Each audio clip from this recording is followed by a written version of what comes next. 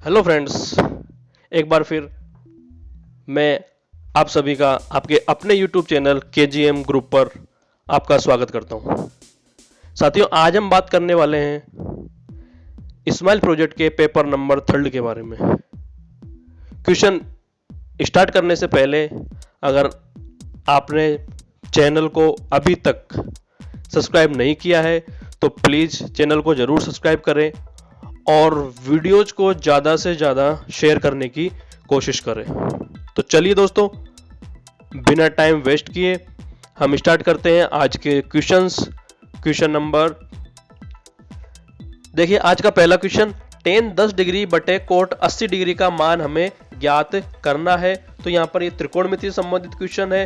तो आप यहाँ पर देखोगे 10 डिग्री और 80 डिग्री दोनों को टोटल 90 डिग्री होता है। तो यहाँ पर ये पूरा कोण हो चुका है। तो यहाँ पर हमें पूरा कोणों के त्रिकोणमितीय अनुपात काम में लेने होंगे। तो इसके लिए हम टेन या कोट में से किसी एक त्रिकोणमितीय फलन को यहाँ पर चेंज करने वाले हैं। जैसा कि आप स्क्रीन पर देख रहे हो, मैंने 10 डिग्री को लिख दिया 90-80 डिग्री। जैसे ही मैंने 90-80 डिग्री लिखा इसको, तो यहाँ पर जो पूरा कोण के त्रिकोणमितीय अनुपात है वो जो यहाँ पर सूत्र जो है वो काम करना शुरू कर देंगे। तो टेन 90-80 चेंज हो जाएगा कोट में। तो ये हो गया हमारा कोट 80 डिग्री, हर में कोट 80 डिग्री लिखा हुआ है और ये जब कैंसिल हो जाएगा तो यहाँ पर हमारे पास में एक बच जाएगा। तो इस तरह से ये पूरा कोणों के त्रिकोणमितीय अनुपात से संबंधित क्वेश्चन था। इस तरह का क्वेश्चन आपको एक नंबर में आ सकता है। चलिए दूसरे क्वेश्चन को देखते हैं। क्वेश्चन 2 बिंदु पथ से संबंधित क्वेश्चन है। यहाँ पर लिखा हुआ है कि दो समांतर रेखाओं से समान दूरी पर रहने वाले बिंदुओं का बिंदु पथ क्या है। यहाँ पर एक नंबर का क्वेश्चन बिंदु पथ में से आता है बोर्ड के एग्जाम में। तो यहाँ पर देखिए, अगर दो समांतर रेखाएं आप बनाएंगे और बनाने के बाद में दोनों समांतर रेखाओं से ऐसी हमें स्थिति देखनी है जहां पर कोई बिंदु अगर हम लें तो वो दोनों समांतर रेखाओं से समान दूरी पर होना चाहिए। तो इस तरह से अगर काफी सारे बिंदु अगर हम लेंगे, आप एक पहली जो रेखा है उसके ऊपर की तरफ लेंगे तो वो पहली जो रेखा है उससे पास में होगा लेकिन दूसरी रेखा से दूर हो जाएगा।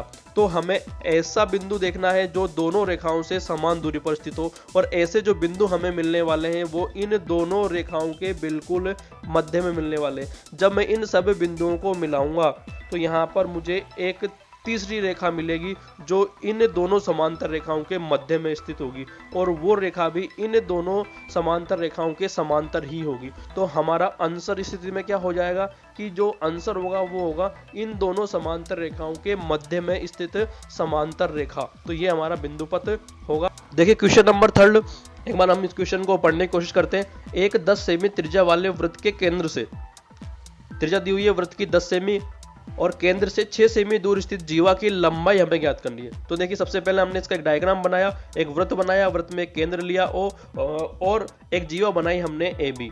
और ये क्वेश्चन में दिया हुआ है कि जो जीवा है वो केंद्र से 6 मीटर की दूरी पर, सेंटीमीटर की दूरी पर स्थित है। तो हमने जो जीवा है वो केंद्र से 6 सेंटीमीटर की दूरी पर बना दी।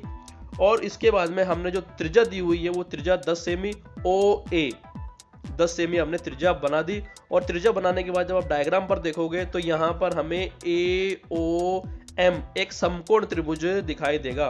तो इस समकोण त्रिभुज में, क्योंकि केंद्र से अगर हम जीवा पर लंब डालते हैं तो लंब जो होता है वो हमारा 90 डिग्री का होता है। तो यहाँ पर हमें एक समकोण त्रिभुज प्राप्त होगा। और जैसा कि आपको मालूम है कि समकोण त्रिभुज में हम पाइथागोरस प्रमेय लगा करके दो भुजा अगर दी हुई है तो तीसरी भुजा का मान हम निकाल सकते हैं। तो यही काम हम इसमें करने वाले हैं। त्रिभुज AOM में हम पाइथागोरस प्रमेय लगाएंगे और पाइथागोरस प्रमेय लगा करके जो आधार है हमारा AM उसका मान हम ज्ञात करेंगे। तो यहाँ पर 10 का स्क्वायर किया माइनस 6 का स्क्वायर किया, यहाँ पर घटाया तो 64 आया, और 64 का जब हमने वर्गमूल निकाला तो 8 आ गया। तो इस तरह से हमारे जो आधार है वो हमारा क्या आ गया, AM बराबर 8 सेंटीमीटर आ गया। अब ये प्रमेय दोस्तों हमें याद रखनी पड़ेगी कि केंद्र से अगर हम जीवा पर लंब डालते हैं तो वो जीवा को समद्विभाजित करता है, अर्थात जीवा को दो बराबर भागों में बांटता है। इसका मतलब हम कैसे इसको काम में लेने, दो बराबर भागों में बांटेगा तो इसका मतलब AM वाला भाग MB दोनों बराबर होंगे और दोनों की जो लंबाइयां होगी 8 सेंटीमीटर होगी। तो इसलिए जो जीवा की लंबाई क्या हो जाएगी, जीवा हमारी पूरी AB है तो AB बराबर AM प्लस MB। तो 8 प्लस 8 बराबर 16 सेंटीमीटर। तो इस तरह से जो जीवा है उसकी लंबाई हमारे पास आ चुकी है 16 सेंटीमीटर। चल क्वेश्चन नंबर 4। सबसे पहले क्वेश्चन समझने की हम कोशिश करते हैं। एक रोलर की लंबाई 2 मीटर व उसका जो व्यास है 1.4 मीटर है। ज्ञात करो कि 5 चक्कर लगाने में रोलर कितना क्षेत्रफल समतल करेगा। तो अगर आपने रोलर देखा होगा तो रोलर जो है यहाँ पर चित्र बना हुआ एक बेलनाकार आकृति में होगा हमारा। और जब रोलर को हम किसी क्षेत्र को समतल करने के लिए घुमाएंगे तो उसका वक्र पृष्ठ काम में आने वाला है। यहाँ पर क्या काम में आने वाला है? वक्र पृष्ठ काम में आने वाला है। तो यहाँ पर हमने देखा रोलर बना हुआ है, तो रोलर की लंबाई या जो बेलन की जो ऊंचाई है वो h दी हुई है, 2 मीटर है लंबा या ऊंचाई है उसकी, और जो व्यास है वो 1.4, हमने इसका आधा किया तो त्रिज्या हमारी निकल गई 0.7 मीटर। तो एक चक्कर जब वो पूरा करेगा तो वो जो पूरा एक चक्कर होगा वो उसके वक्र पृष्ठ के बराबर होगा। किसके? बेलन के वक्र पृष्ठ के बराबर, क्योंकि जो रोलर होगा वो बेलनाकार आकृति का है। तो यहाँ पर एक जो चक्कर होगा पूरा उसका वो एक बेलन के वक्र पृष्ठ के बराबर होगा। तो यहाँ पर हम वक्र पृष्ठ लगाया तो एक चक्कर में का मतलब एक वक्र पृष्ठ का क्षेत्रफल, तो 2πRh में हमने r का त्रिज्या का और h जो लंबाई है उसका मान रखा। तो यहाँ पर एक चक्कर में हमारा जो क्षेत्रफल आ गया वो 8.8 मीटर स्क्वायर आ गया। और इसी को हमने 5 चक्कर में कितना क्षेत्रफल कितना समतल करेगा, तो हमने इसको 5 से मल्टीप्लाई कर दिया तो ये आसानी से हमारे पास आ गया 44 मीटर स्क्वायर। तो इतना वो जो क्षेत्रफल समतल करेगा 5 चक्करों में।